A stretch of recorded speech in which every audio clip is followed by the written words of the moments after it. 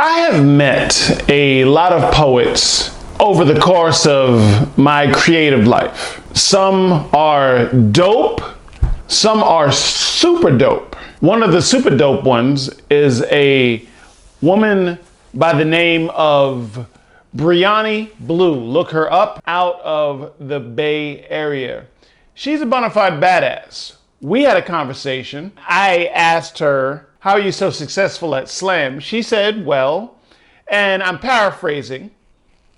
She was like, well, slam is like the pain Olympics. Basically, whoever's hurting the most wins, and whoever is able to articulate that. And it made me think, man, is that really true? And I realized that most poets visit a place of pain in their expression. Not all, but many do that. Myself included. Some of the dopest stuff I've ever written has come from a place of pain. Which brings us to tonight's podcast. Got me to thinking, if we are bringing a beautiful form of darkness to the art, is it fair for poets to constantly be in search of a safe space in which to express it?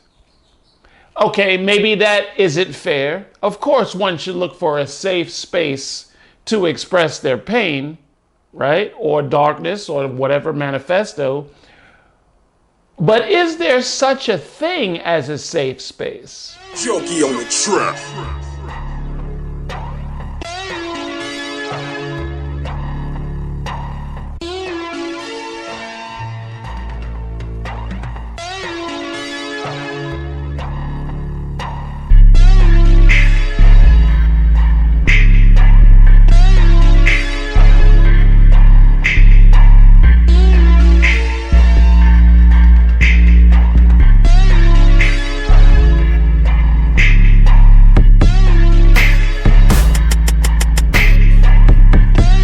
Ladies and gentlemen, boys and girls, dudes and dudettes, the sexy and the not so sexy, big, children, and little. I am the novelist, author, poet, Lamont Anthony Wright, aka Graffiti Bleu. Is there such thing as a safe space? You may ask yourself, by what authority do you even have the, you know what I mean? By what authority do you even have an opinion? Well, I've been the curator of quite a few poetry venues, and I've hosted, and I've hosted many a podcast, hosted many poetry venues, hosted many a party, and performed. So I certainly understand safe space, and that word is secular. It keeps coming around every now and then. People talk about safe spaces, and just recently I was doing a open mic on Instagram Live. Someone was talking about safe spaces or lack thereof on the platform TikTok, and I'm just like, wow, okay, interesting. I want to say that it's a noble idea for you to be able to come and express anything you want to express without ridicule or judgment or threat of people who might not necessarily share your opinions, your views, or your ideology, right? It would be nice to be able to express that, and if somebody does disagree with your point of view, then you could have a robust discussion about experiences, you know what I mean? And nobody's necessarily wrong or right in how they feel, but that's just their experience, and this is what made them that. Maybe if we could listen a little better to one another, which is a huge ordeal for the human race to do, if we could listen to each other for just a moment and stop waiting for the turn to speak. A lot of people are just looking at your mouth and they're just waiting for the chance to speak. Are you listening, or are you just trying to put down your agenda or try to really prove your argument? And if we do argue, are you arguing to understand, or are you arguing to win? how it happened in my experience, and I was naive. I guess this could, and no guess, this certainly can go under one of my favorite categories of this podcast, of The Adventures of a Naive Poet, is the naive notion. We didn't do naive notion last time for the Leor Cohen story. I was naive in thinking that Leor wouldn't rob us. Check that out. The link is in the description. But I was naive in curating rhythm and poetry in Sacramento, California. I was naive when people kept putting messages in my inbox asking me if this is a safe space. I had really never heard of the term. Okay? I come from hip hop. You know what I mean? If you're whack on a hip hop stage, especially in Queens, they're gonna throw bottles at you. Shout out to my man Kenyatta. Shout out to Vaughn. Shout out to Velman. We did a show with Kid Capri. It wasn't in Roy Wilkins Park. I want to say it was the Armory. We were doing well. So, you know, the equipment was working. We was killing it. People was feeling us. But somebody threw a fucking bottle out of the crowd just because we were doing well, just on some hate shit. You know what I mean? Because the whole crowd was rocking with us. And here comes a freaking Heineken bottle. Wow. Kind of grazed my man Kenyatta's dreads. Okay. Good thing the locks, I guess, protected his skull. You know? And it was just on some hate stuff. So this is first I even heard of the term. All right. Safe space. What? And then I started speaking to people like Moon Magic and really finding out what safe space was. You know, Sacramento's own Moon Magic. Look her up. It is spelled exactly how it sounds. All right. So I started realizing, as the host and curator of rhythm and poetry in Sacramento, I'm like, man, let me do my best to make it safe for people to express themselves. Now, you had a whole host and variety of different people. You had the LGBTQ community. I probably butchered that acronym. You had people of various religious beliefs, people of various political beliefs, people of different race, ethnicities. The brothers was in there, the sisters was in there, the Latinas were certainly in the house. My Asian community was well represented. White, every freaking color of the rainbow was certainly in there, and everybody was expressing freely. And then I realized something, that even though as a host I was tolerant of whoever came through the door, and I listened and didn't just wait for my turn to speak on the mic, I actually listened to what they were saying. And after a poet would finish their poems, set, whatever, after they had their 15 minutes on the open mic, we would talk about what they said, and we would have open discussion and the whole 9 yards. And somebody in the audience would always be upset. Here's the trick. After somebody, I'm thinking I'm providing a safe space because I let you express yourself without judgment.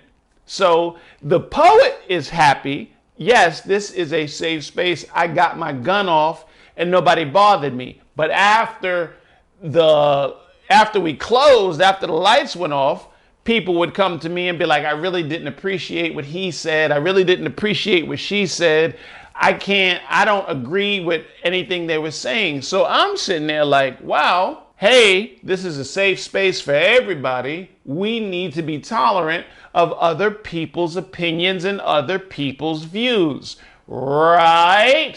But no, some people, even though they wanted the freedom to express their view, they did not want other people of an opposing view to be able to express an opposing view. Time out, which begs the question. And people really took me to task on this. People would get on the freaking blog and say rhythm and poetry. I thought rhythm and poetry was a safe space. Apparently it's not. I'm in a little bit of a disagreement with that, because you got offended because somebody said something and you don't feel safe because you're offended, okay. Now, let's realize all of this is fairly recent.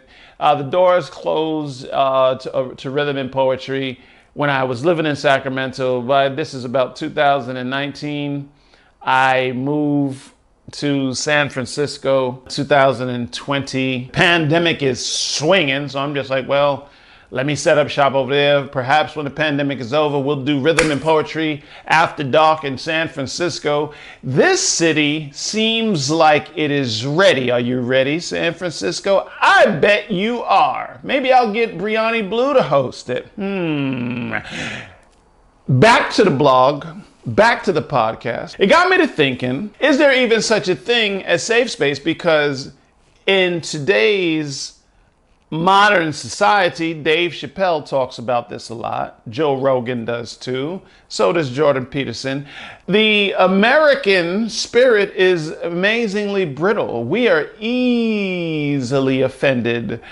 As a society, at least. Maybe not you who are watching. Maybe the viewer, you right now, are tough as nails and you could give a flying whatever about what somebody says or about their opinion. You have God in your life. You have life experience to draw on. You have a beautiful situation and you are centered to your core. Hey, guess what? Not everybody is like you. Most people, in my experience, are very unsettled and almost socially awkward. They want to be social creatures, but they're really not social creatures. So when they get in these forums and people get to talking and it's real shit, it's not just I'm telling you what you want to hear, or I'm at work and I'm saying I'm following the rules. I'm not talking about politics, sex, or religion on the job, right? I'm not hitting any of the hot button topics. So all the conversation that most people have is a series of lies. Hey, good morning. How you doing? Fine. And those people might not even be having a good morning. They might not even be feeling fine or any of that stuff. But for the sake of appearances, greetings, and customs, that is what they say. Flash forward, they go to the open mic after work and people start talking about pain and all of that such stuff.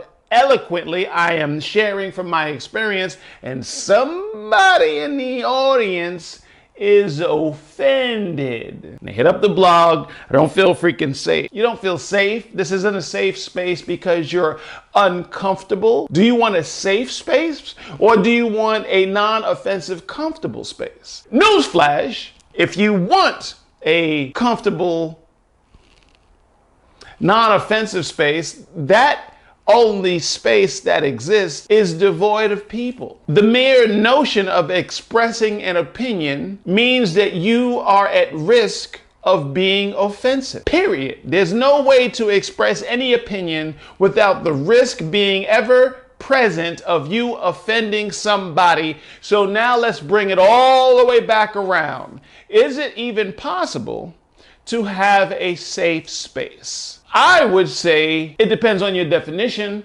but my gut says no. It is not possible to have a safe space where you are completely devoid of being offended.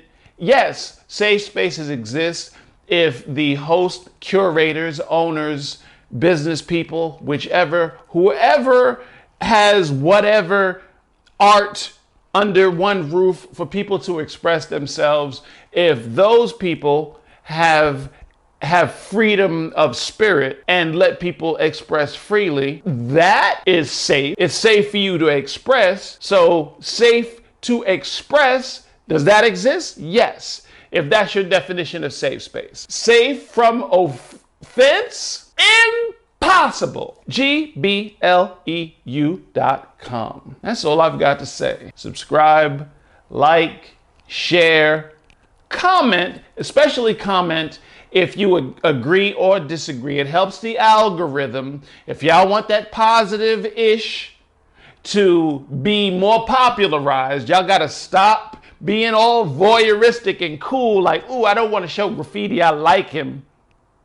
I just like to watch. I don't like to let him know that I'm digging the content. Stop playing, or stop playing it safe.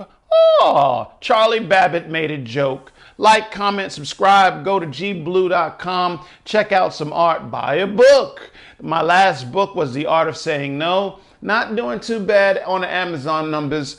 The numbers also spiked for my third novel, the Simone Chiavari story, also on Amazon on Kindle. Check both of those out. All of the links are in the description. The link to the Lear Cohen story, the link to The Art of Saying No, my latest book, and the link to the Simone Chiavari story. That is actually an alternate ending book where you choose the ending. Isn't that freaking cool? I didn't really play it safe on that one. Yeah, bad joke. Bye.